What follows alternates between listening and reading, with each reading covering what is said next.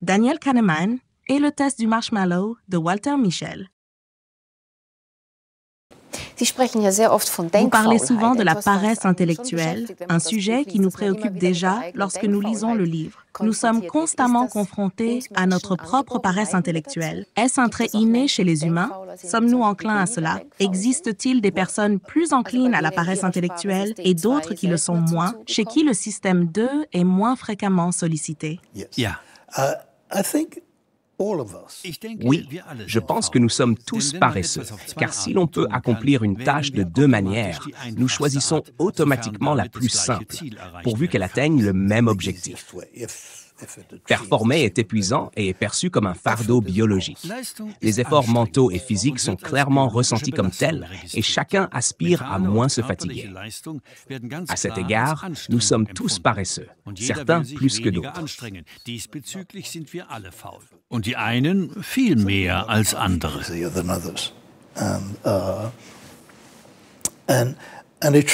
Das manifestiert sich sehr unterschiedlich.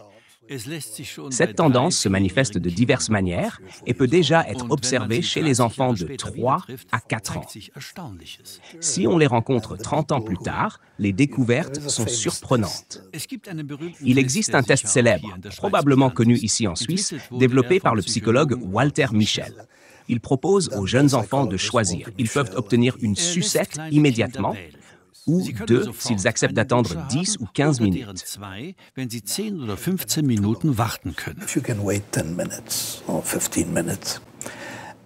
Les enfants qui choisissent d'attendre sont, 30 ans plus tard, radicalement différents de ceux qui prennent la sucette immédiatement. Ils suivent un parcours différent. Sie gehen einen anderen Weg und kommen viel weiter. Ils suivent un parcours différent, progressent davantage dans leur vie, ont moins de divorces, montrent plus de réussite académique et consomment moins de drogue. Tout cela a été observé. Walter Mischel affirme également que l'on peut entraîner le système 2. Il semble que l'on puisse former les individus à mieux se contrôler. Comment s'entraîner? Par la pratique, comme dans d'autres domaines. Et il existe quelques techniques permettant de maîtriser ces impulsions.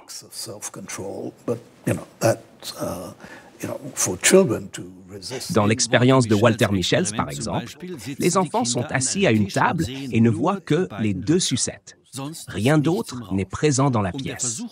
Pour résister à la tentation, les enfants les plus astucieux détournent simplement leur regard.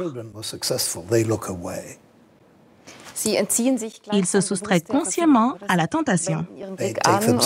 Genau. Sie wissen, wie sie sich beherrschen können. Ils savent comment se maîtriser. Walter Mischel leur conseille également d'imaginer les deux sucettes comme une image. Dès lors, ils ne désirent plus les manger, car on ne mange pas une image. Ainsi, on peut se duper avec des astuces, mais la discipline personnelle peut également être cultivée. Chez les adultes, on a constaté que ceux qui sont disciplinés et accomplissent une tâche quotidiennement automatisent ce processus et maîtrisent mieux leur vie. Que ce soit tenir à jour leurs dépenses, pratiquer régulièrement du sport ou suivre un régime, exercer l'autocontrôle semble bénéfique. Oder eine Diät machen. Selbstkontrolle zu üben, scheint den Menschen zu bekommen. Comme le dit si bien l'adage, la pratique rend maître.